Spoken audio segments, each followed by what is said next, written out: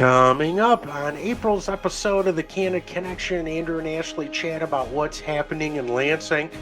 We talk a little bit about chemotherapy fairness. We talk about some of our budget issues around tobacco and cancer prevention funding. And we also take an opportunity to talk about a couple issues that are out there dealing in the tobacco space. All of this happening before lawmakers head home for their 2-week at-home in-district work period, or as we like to call around here, spring break. So we chat about that stuff. Ashley also takes a few minutes to fill us in on what's happening in D.C. That's right. There's some action happening on the federal level. And so, we're going to chat a little bit about that, including 21st Century Cures 2.0, which is a bill that originated here in Michigan with Congressman Fred Upton. So we chat about that. Ashley also takes an opportunity, since it is spring, we're talking about spring cleaning. But we also want to make sure that when you're thinking spring, you're thinking physicals, you're thinking getting in to see your doctor. And so we have a great opportunity in our Karmanos McLaren Moment to sit down with Amy Legghio. And Ashley's going to chat with her about prevention and screenings and things you really need to kind of keep in mind the next time you get in and see your doctor, especially when it comes to cancer prevention. And our other guest this month actually is a great friend of mine. But it is Chris Harkins, who is the state budget director for Governor Gretchen Whitmer. And so we have an opportunity to chat about Michigan's budget, just how things have really grown. But we dive into healthcare a little bit, and public health and prevention, and we talk about funding for those issues. So, we're really excited to have him on. So all that and more coming up. I'm Andrew Scheppers, along with Ashley Hall. This is the Candid Connection, brought to you by Karmanos Cancer Institute and McLaren Healthcare, the largest provider of cancer care and research in the state.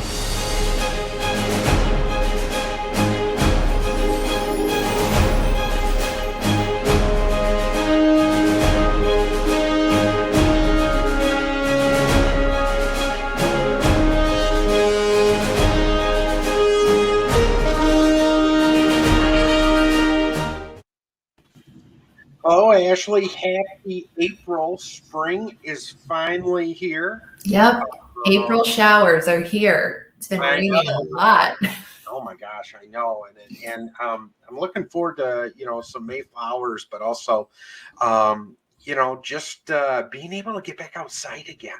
Yep. I miss the sunshine and the green grass, and we've had a long winter here, and it's time for the nice weather. It is. So, but with that, speaking of time for things to happen, we should probably get going with the show. We've got a lot on our show today. Just some basic updates in terms of what's happening on our issues, some stuff happening on the federal level.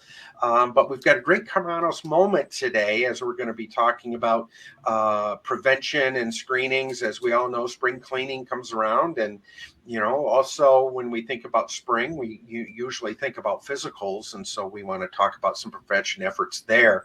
And we've got another exciting guest today, the state budget director, Christopher Harkins. He's going to be on to talk about the state budget process and talking about healthcare funding and things like that, and probably a few other surprises kind of as we go along in today's show. But why don't we just get right into it, and we'll focus on what's been happening here on the state level.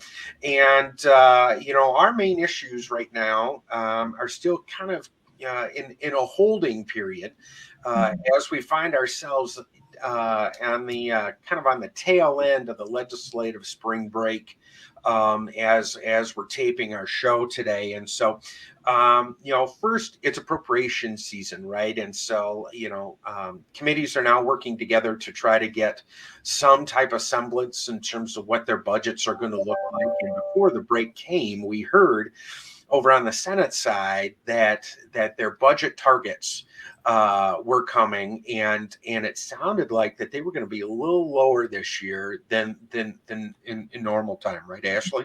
Yeah.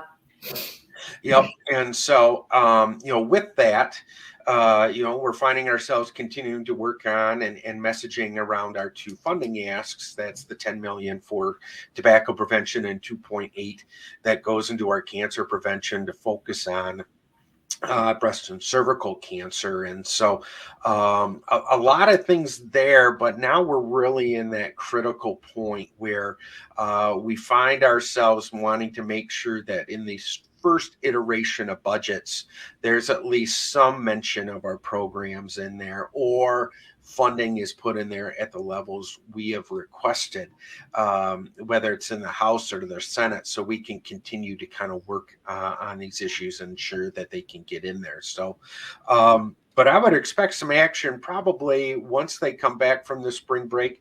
I know the Senate will be looking to kind of hone in their budget, and then the House, which usually takes a little bit longer just based on the size of everyone and how they're going to move things around. I would expect that stuff to come probably here by the end of April. So a lot to come, a lot to happen. Make sure you're following us at fightcancer.org/MI for any action alerts and updates that we can provide around that. Again, that's fightcancer.org/MI for more information. Oral chemo, still something we're working on, right? Something that we've been dealing with for a while now. We're working behind the scenes now. We're kind of in that position, aren't we, Ashley, where things are just kind of happening behind closed doors a little bit, right? Absolutely. Things are definitely, as you like to say, inside baseball at this point. But, ACS CAN has been very involved in the discussions and pushing things forward. That's right. We're hoping here over the next little bit that we'll continue those discussions and have a roadmap put in place in terms of how the legislation will be moving forward. And hopefully we'll have some action at Cancer Action Day, which is April 28th. So again, if you haven't registered for that, again, head to our website, fightcancer.org/MI. Registration's closing soon, if I remember right. It is. So registration, closes April 15th, which is next Friday. And as you said, we should have some budget processes in place by the end of the month. That's also when our Cancer Action Day is. And, we're going to be making those funding asks. We have over 80 advocates signed up to make those funding asks for tobacco, for the breast and cervical cancer navigation program, and also to finally get oral chemo passed. Not only are we playing the inside baseball game, we're also have our advocates on the ground going to advocate for these policies in person. Yep, absolutely. And I tell you, this is the first time we've been back since the pandemic started. Yep. So we're going to be back in person. We do have a virtual option, but again, head to fightcancer.org/MI to find out more information about how you can get engaged and involved and be a part of the day. I tell you, it's very rewarding. And it's a great opportunity to share stories and share memories with other advocates as well. So again, head to fightcancer.org/MI to get more information there.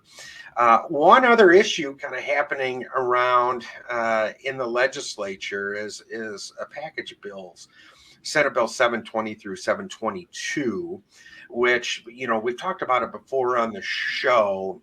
Senate Bill 720 is really kind of the meat of everything in this legislative package, but essentially what it does is it brings tobacco products to your front door. It allows either mobile sales, so think of a food truck, but yet selling tobacco products, or it allows those third-party services to bring those, to bring those products to your door. So, your DoorDash driver just isn't bringing your Taco Bell and McDonald's anymore. They're bringing your pack of Camels, or maybe your pack of Skoal.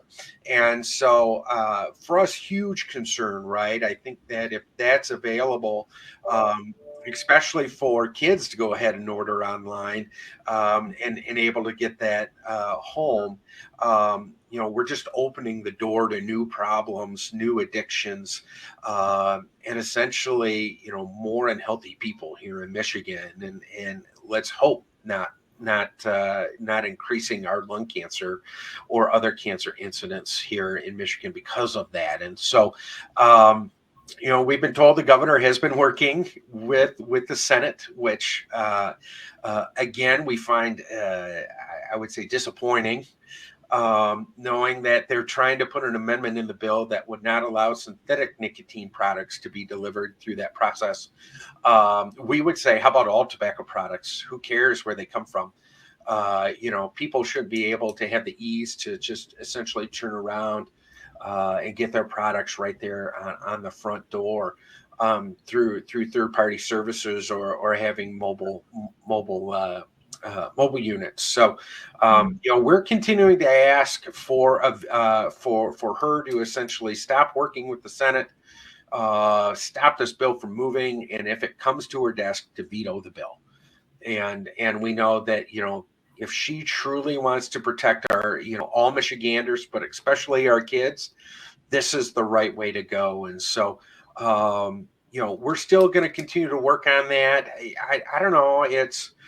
Things are kind of touch and go, but we've had an action alert out now for a while, haven't we, Ashley? Yeah, absolutely. So our initial action alert was asking the Senate to vote no on this, right? And we had over 200 Michiganders send a letter to their senator asking them to vote no. And that's when the bill stalled.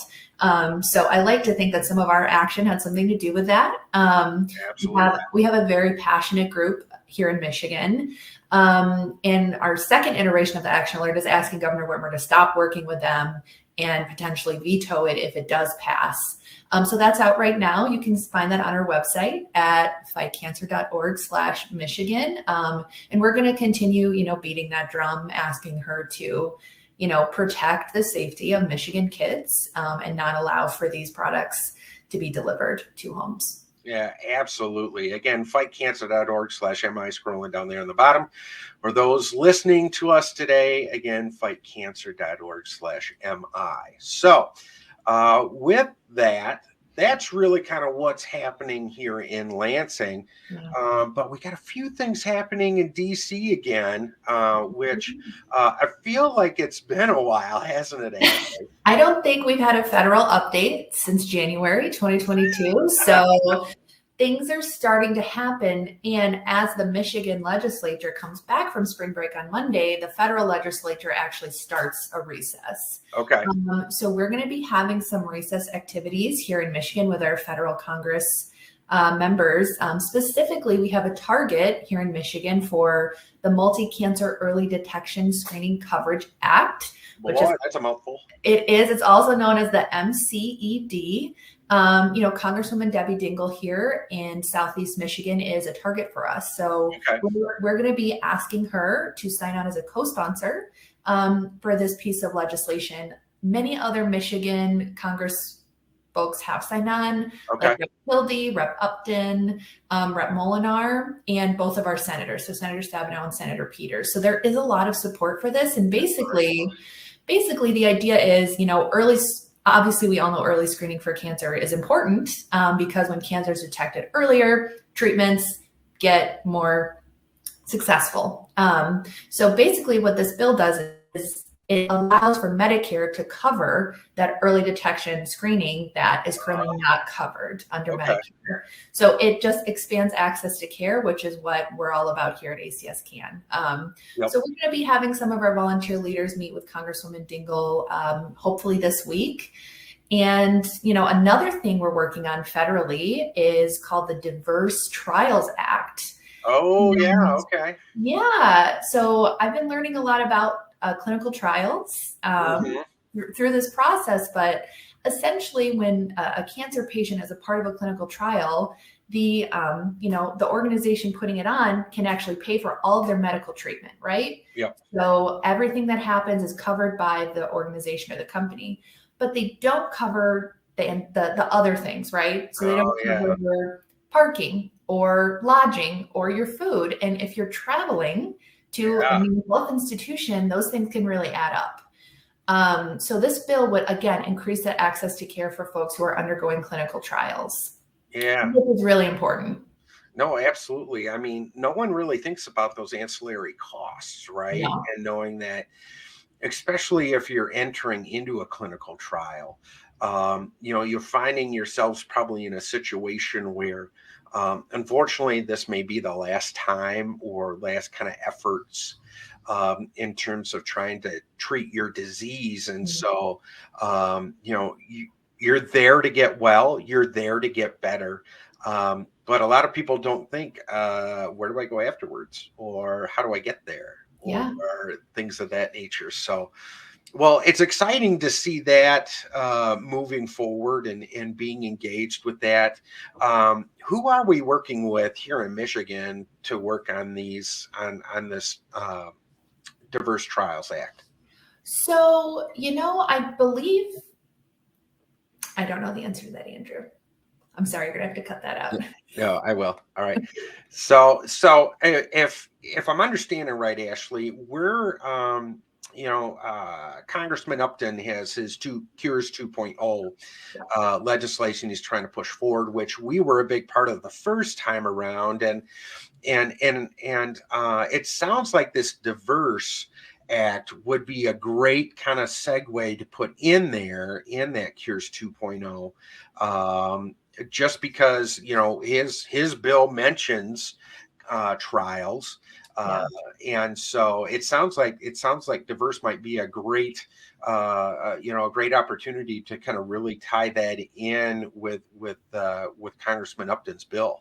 Yeah, absolutely. And I know that our federal policy team is working closely in DC with Congressman Upton's team to try and get Diverse included into Cures 2.0. Yeah. So, well, that's exciting. It sounds like a lot of cool stuff happening on the federal level. Finally. In terms of, I know finally some work happening. And so, and as we're taping today, we also found out that somebody who's been a real stalwart for us in terms of doing some cancer support, research, funding, things of that nature. We found out that Congressman Upton will actually be retiring from Congress at the end of his term. And so, just a real big loss, I feel, for Michigan.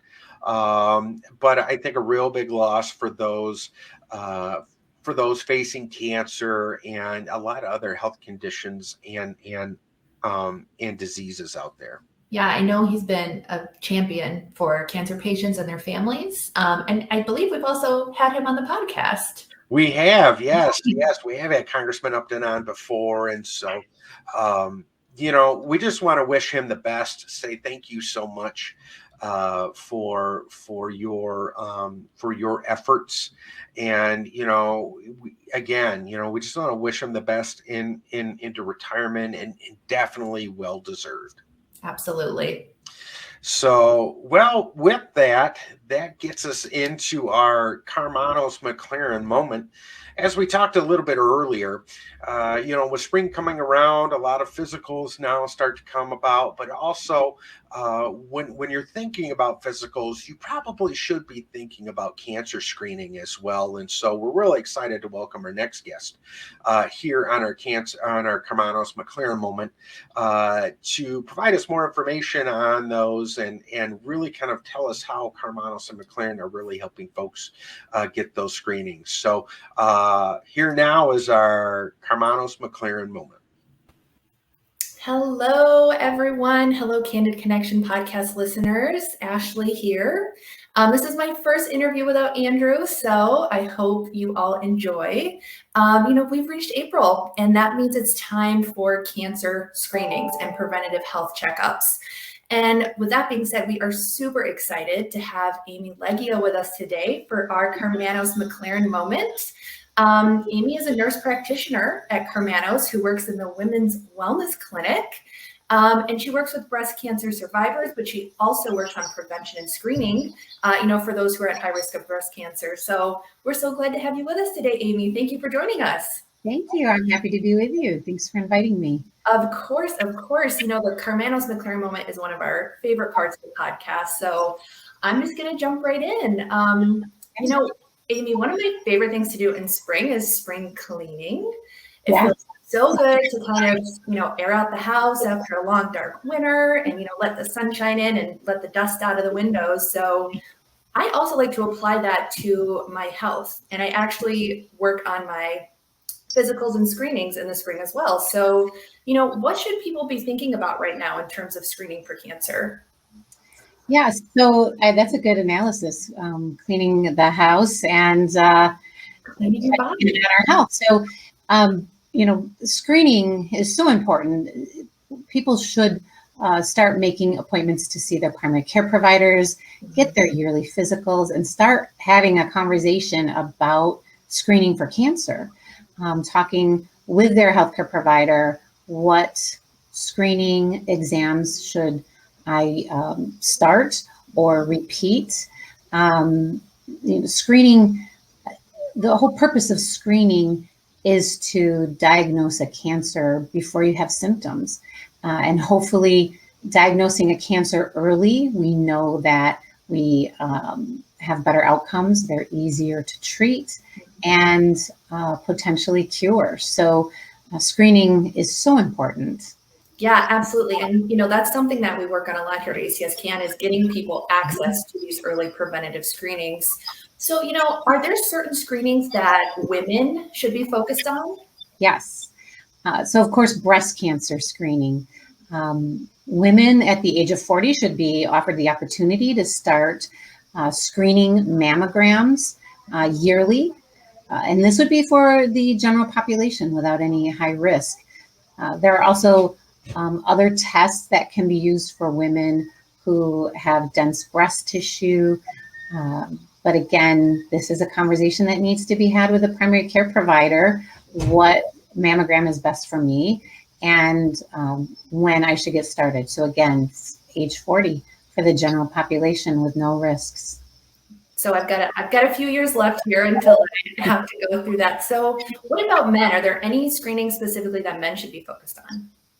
Well, yes, and actually there's a few for women. Oh, keep it going. Here, women should also be screened for cervical cancer starting at the age of 25. Now these guidelines have changed through the years, so some of us who are older and are aware of the old guidelines get a little uncomfortable when we hear the new guidelines, but the guidelines are starting at age 25, a pap smear to include HPV testing.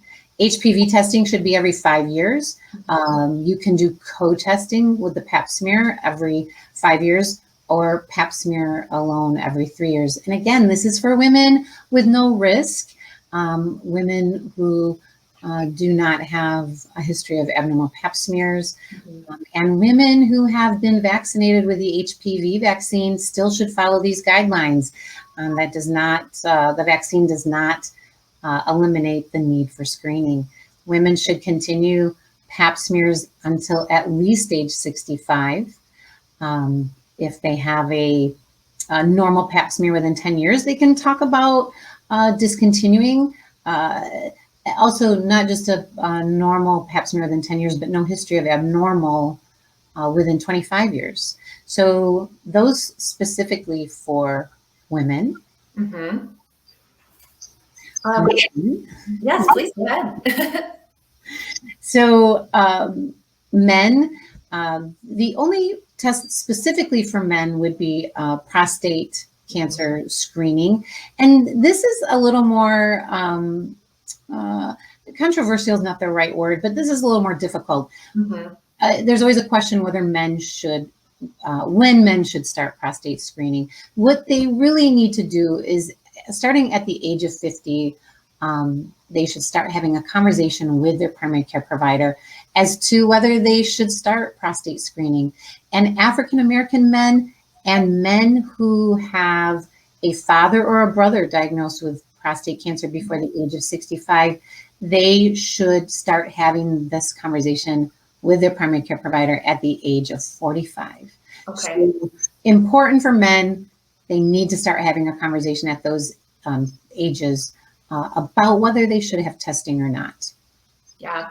And I didn't know the 25 age limit for cervical cancer for women, so I'm learning a lot. I also got the HPV vaccine when I was younger. And I know, like, you've touched on it quite a few times, like, we want to screen to catch cancer early so that cancer is more treatable, right?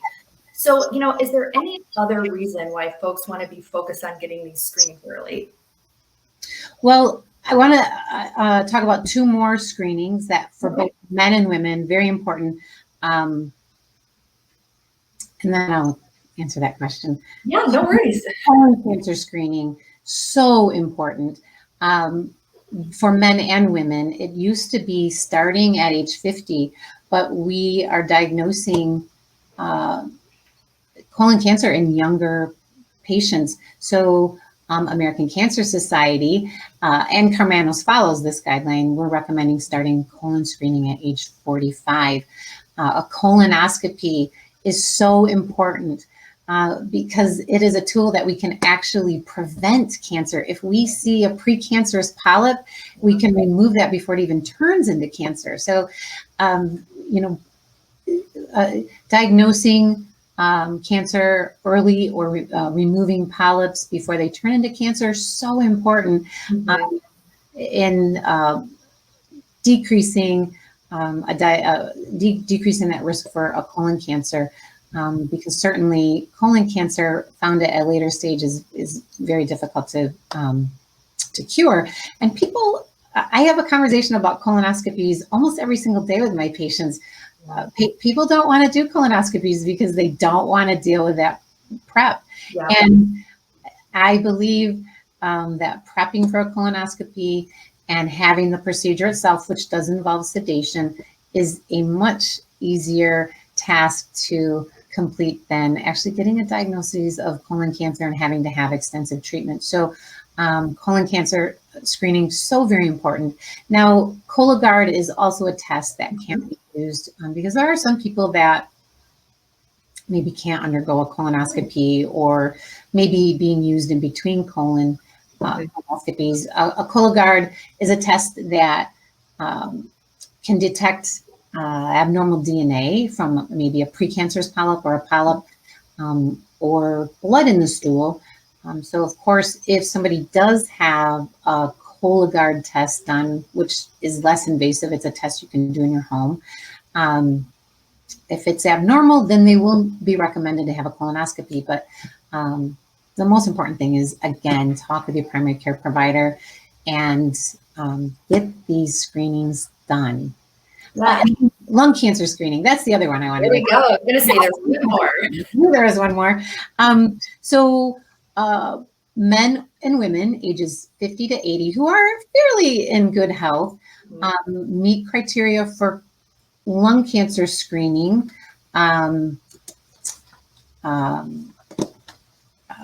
If they still are smoking or quit smoking within 15 years and have a 20 pack year history or more of smoking, meet criteria for lung cancer screening, which is a low dose CAT scan completed yearly. And Karmanos has all of these screening programs available to the public. So I know that Karmanos is so great when it comes to screenings and prevention. And correct me if I'm wrong, aren't colon cancer and lung cancer some of the highest incident rates of cancer facing our population? You are right. So outside both of men and women. I'm sorry, what was that? Both men and women. Both men and women, yeah. So again, this is important for everyone to get out there and get those screenings. So because I jumped ahead of you last time, kind of jumping back, outside of the early diagnosis and treatment outcomes, why else should people be thinking about getting screened?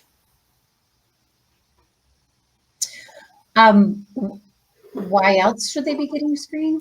Is it better for just like general health? Just to, Absolutely. Yeah. So, screening, preventing a cancer, other things to do to prevent a cancer would be a healthy diet. Yeah. Eating lots of fresh fruits and vegetables, staying away from fast food, high fatty fried food, maintaining a healthy weight and losing some pounds if you need to. Even losing 10 pounds is beneficial.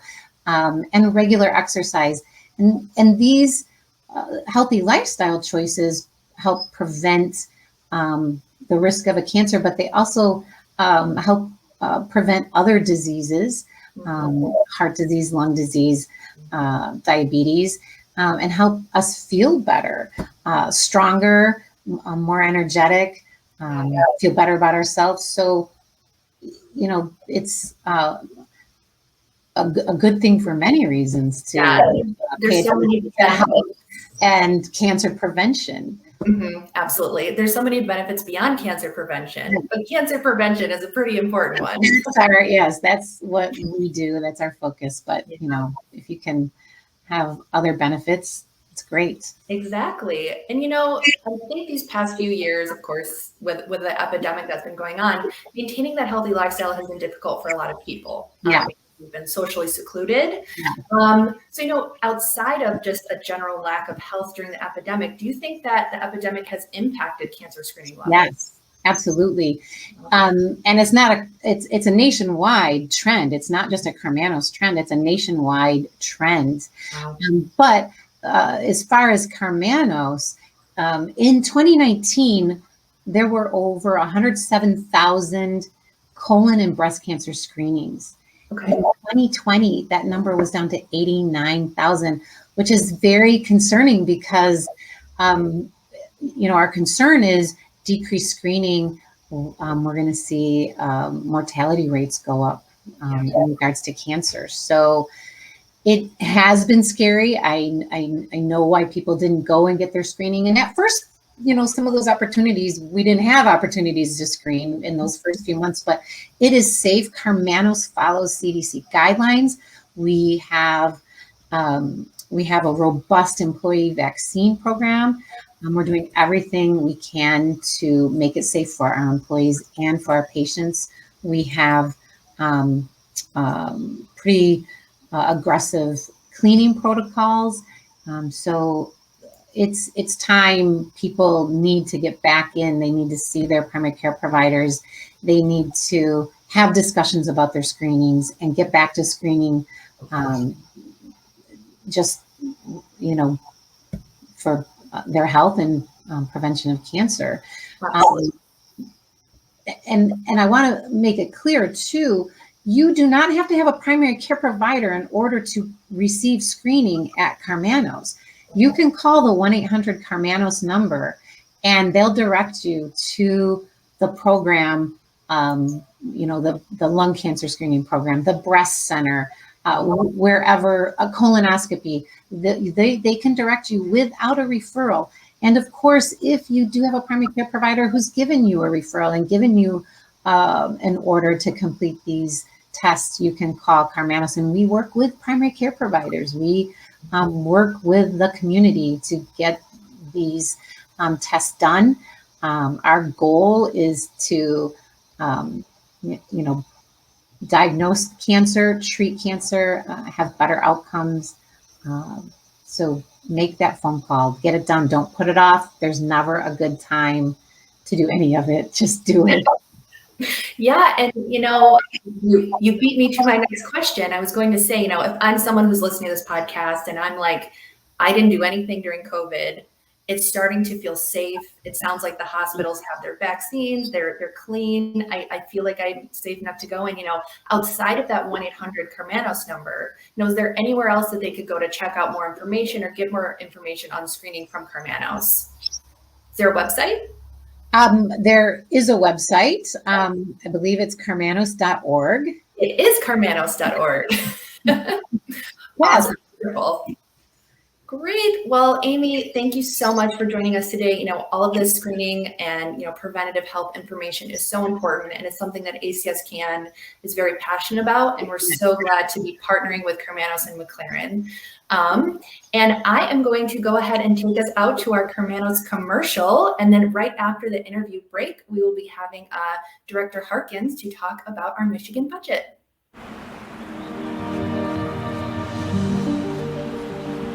To possibilities that once seemed impossible. To strength you didn't know you had.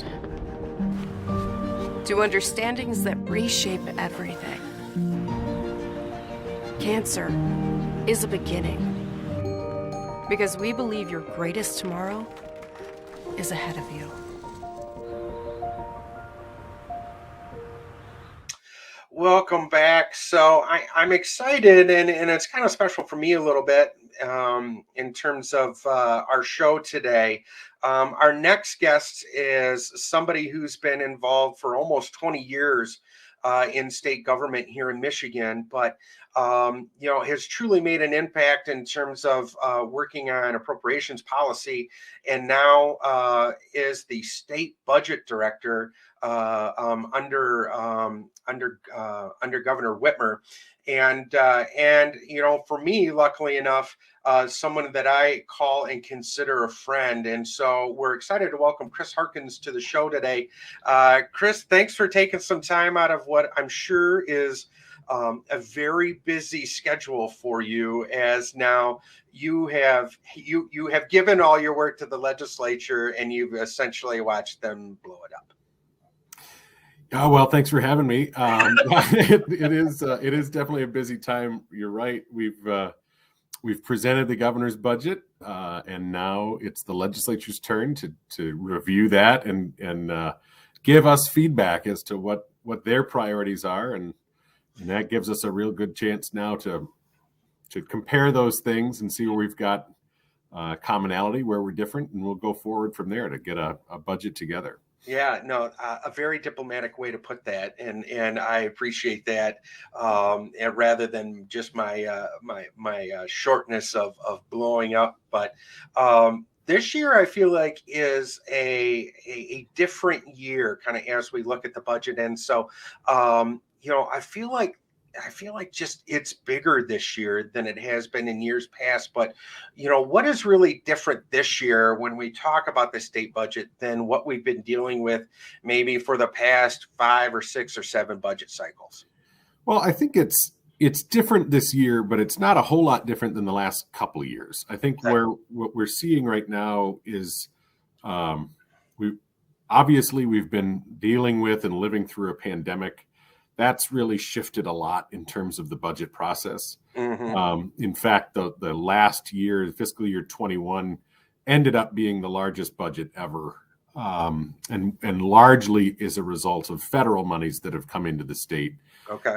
So as we look at 22, which is the current budget year and runs through September, right now we're looking and we're talking about the fiscal year 23 budget, which would be in place starting October 1st. It's still a large budget, certainly is a large budget, but it's a budget with a lot of those federal dollars still available to us. But it's also one where we do see some significant available one-time resources. Okay. And I think that's a part that really is setting this 22-23 conversation apart from what we're used to. So taking those one-time dollars that we've got available that are largely the result of money from previous fiscal years that have been carried forward, making sure we allocate those one-time resources for one-time things. Yeah. And then also coupling that with all of these federal changes and the resources that the feds have sent, it makes for a very different budget process than we're used to. Yeah. But when we boil it down to 23 and then going forward, I think we'll return to something that is more akin to what folks are used to. Gotcha. Okay. And so, when we talk about the budget, a lot of our listeners and viewers are kind of, they don't really get deep into the weeds like I do and other folks in my position. And so, kind of walk us through what are some of those bigger tag items that are in the budget that your office is dealing with on a yearly basis that where we spend our money. Sure. So first, I guess I'll make a plug. Anybody who's paying attention to the budget is always welcome to look at what our office produces at michigan.gov/budget. And then similarly, I come from a legislative background. My previous role was as director of the Senate Fiscal Agency.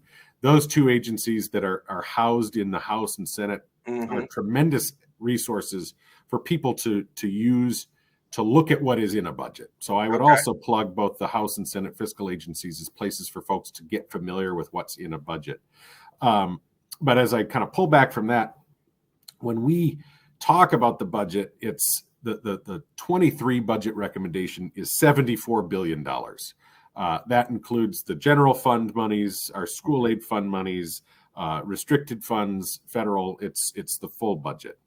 Of that, about 14 billion is general fund recommendation for fiscal 23. Okay. And about 16.5 is school aid fund.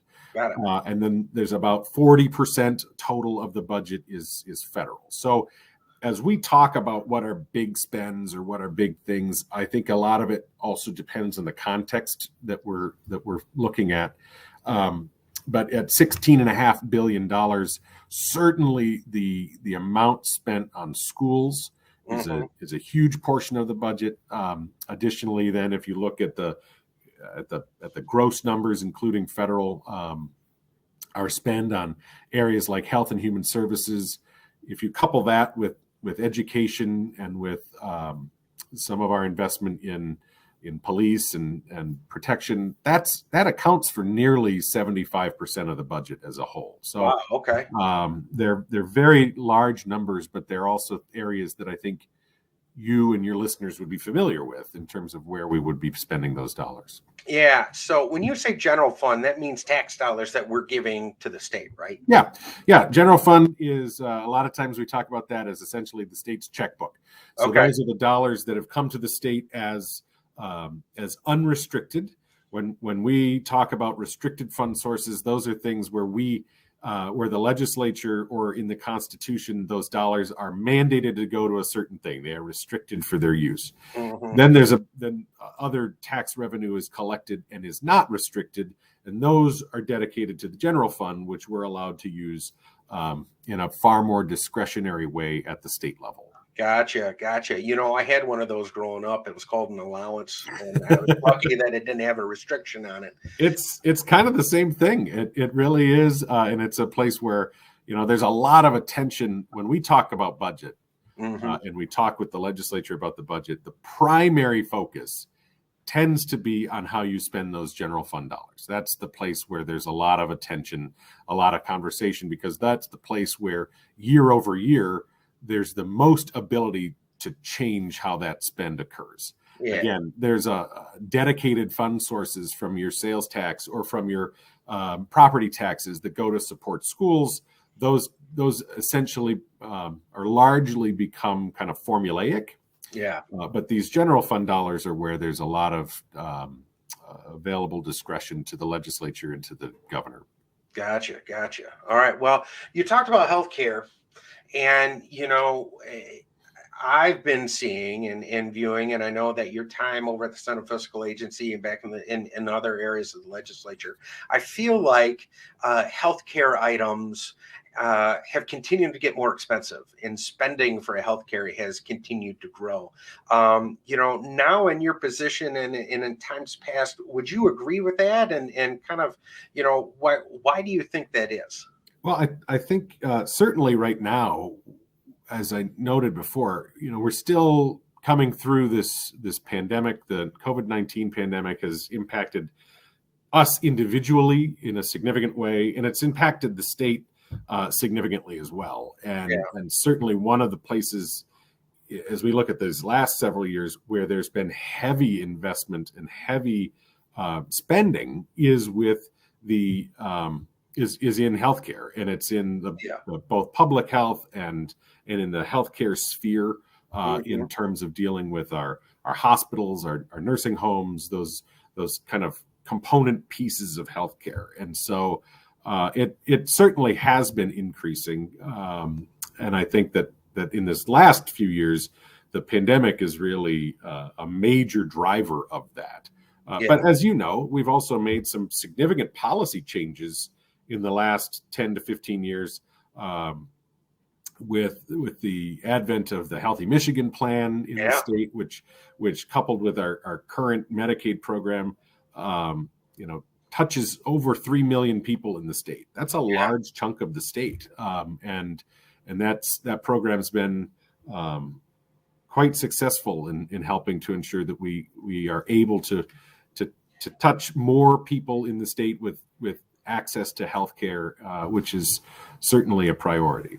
Yeah, no, totally. And that kind of leads me into my next question. Like you talked about public health, and we know a lot of funding has been going forward towards the pandemic. I mean, it's evident whether we see folks that are out testing, our kids getting back into schools, making sure we're wearing masks and things of that nature early on, and kind of relaxing some of those things. But when you talk about public funding too, we talk about our public health funding. We talk about prevention efforts, right? And so we talk about cancer and tobacco prevention. And I think over the past several years, we've seen a decline or rather not investing in those efforts. And so as something that is, touches our heart every day in a world that we work in, why do you think it is that, investment in prevention, and especially in tobacco or cancer prevention, doesn't seem to be something as important as maybe maybe other programs out there? Well, I think that's an interesting question. I don't know that I would say that it's less important. I wouldn't want to make that. I certainly wouldn't want to make that statement. I think prevention and preventative care are certainly important, and I think as you look at what both our Health and Human Services offices are doing, as well as focus from the legislature, there's a lot of interest in prevention, but I think it's part of a much broader concentration on public health. And certainly we've seen a lot of issues in our state that have drawn attention to public health, as well as kind of the environmental impacts that relate to public health too. And I think there's a lot here. There's a lot of focus on those sort of efforts too. So I don't know that it's a matter of it being less of a priority, but I think it's a matter of really statewide balancing all of those things. And as we note, in the middle of a pandemic, certainly I think this administration, along with the legislature, have managed to both walk and chew gum at the same time, right? We are managing a pandemic, but also managing the day-to-day of the state, which is no easy task. And I think we've done rather well with that. But it also means that there is still kind of a push-pull with some of those more traditional spends that we need to evaluate and we need to kind of revisit as we go on. But I think, as we talk about prevention, we see a lot of efforts in terms of improving healthcare related to prevention. We're doing things in lead lines. We're doing things with PFAS and other environmental remediations. Mm-hmm. So I think there is focus on preventative healthcare or preventative measures to improve healthcare. I think it's just it's a broad conversation that we're having. Gotcha. Well, we hope that, at least for us, as people kind of emerge out of the pandemic, there's a little more investment in that due to increased use of tobacco and folks not getting screened. We know that, unfortunately, we're going to have some folks that will run into issues further down the road. So, but all this was great information, and I appreciate you taking time. Just kind of one last question that I've got, and it's really more talking about spring break. Folks watching us today might not know, but the legislature is actually on their 2-week spring break, right? And so they'll be back next week. But when we're talking spring break, what is your ideal spring break trip? That's a great question. We, my family and I just took a small trip around the Carolinas and Virginia to visit some of her family. We are, I guess, kind of government nerds in that we are trying desperately to make it to all 50 of the state capitals. Oh my gosh! So we managed to knock off both North and South Carolina in Raleigh and Columbia this past week. Very cool. I don't know that that's my ideal spring break, as we you might appreciate that we walked into the South Carolina Capitol. They were in session. I was in shorts and everyone else was in ties, and they were actually having session that day, which was kind of a surprise to me. It was great to see. I don't know that I've ever been to another Capitol while they're in session, so it was really neat. A beautiful building, really beautiful building, and their staff were incredibly welcoming to us. In fact, they let my son onto the Senate floor, which was great too, and he loved Very it. cool. So, but it felt that moment felt a little worky. So I don't know that it was as much a break as I would have enjoyed normally, but we do that. We've done that a few times over spring break. Again, we know the legislature's gone, so it's a nice time for us to try to recharge, and it's one where we in the office get a little bit of downtime to kind of catch up and look forward. So, that's certainly a way we'd spend spring break. If I had if it were all up to me, I'd probably end up in Europe for a few weeks, but that may be difficult to pull off in the middle of a budget cycle. Well, goals to look forward to. And exactly. I'm interested to hear about your adventures to Honolulu and all the way up into Juneau. So right, one day we'll get there. Yeah. So Chris, thank you so much for taking some time out of your busy schedule. I know, as I said, we're getting done with breaks, so things are going to rev back up. But thanks for taking a few minutes just to kind of walk us through what the budget looks like and really sharing a lot of great information. Oh, I'm happy to do it. Thanks for having me. Yep. So joining us today was Chris Harkins, the state budget director here on the Candid Connection. All right, man, what a great interview. And thanks again to State Budget Director Chris Harkins for joining us today. He was a good friend of mine in college, and so it was just kind of nice to have him on today and kind of hear his perspectives on kind of healthcare funding and how the budget works and all of that process. Yeah, I mean, I learned a lot. So it was a great interview. Yep. So, thank you again to our guest today. Again, we had State Director Chris Harkins. We want to thank Amy and all of her staff from Karmanos. And so just kind of before we go, I'm going to take a little editorial moment here.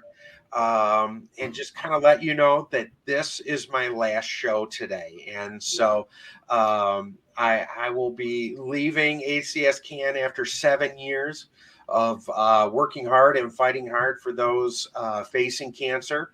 And so, I just want to say thank you to all of you for tuning in, for listening, for watching, and being engaged in our work here at ACS CAN. I'm only one person. Ashley's only one person. And so, we can't truly be successful without your engagement and the investment of your time and the investment of your efforts to go ahead and push things forward. But, in my 7 years, I think about where we've been with issues. Oral chemo has been an issue that I have worked on for my entire time here. We are now in a position that we've never been before, with an actual opportunity and hopefully a path forward as the light seems to be a little brighter this year for oral chemo. So hopefully a path forward to go ahead and get that bill to the governor and signed and into law. But the efforts we've done to put healthy foods into our school districts, to ensure that, health education is protected so our kids actually understand and have the idea of why they need health education, why they need to know about their bodies, things like that, and healthy lifestyles and healthy living. Continuing to protect cancer and prevention funding. I mean, we're still doing it. We're still talking about it today. And so, I just want to say thank you for the privilege to be your voice, and to do all of the work that you has asked for and expect out of our organization. And, I just want to wish everyone the best. I still plan to be around. I'm excited to be a volunteer now. But it has been a wonderful experience for me. to be a part of this organization and to do the work that we've done. And I just wish you all the best of luck, and keep fighting, because there are people out there that definitely need it. ACS Can has been so lucky to have you leading our efforts in the state, Andrew. And I know I have some very big shoes to fill with this podcast. So thank you for everything that you've done for cancer patients and their families in Michigan, and everything you're going to continue to do as a volunteer. Yeah, well, I'm looking forward to it. And I'm looking forward to you taking over the helm of the podcast and watching and finding out what's going on, and how I can help. So, but with that, again, thank you to all of our guests today. We appreciate you coming in and taking some time. We appreciate you coming in and watching and listening to our podcast. And so, not a farewell, but we'll see you real soon. But thanks again for joining us today on the Candid Connection podcast. Thank you.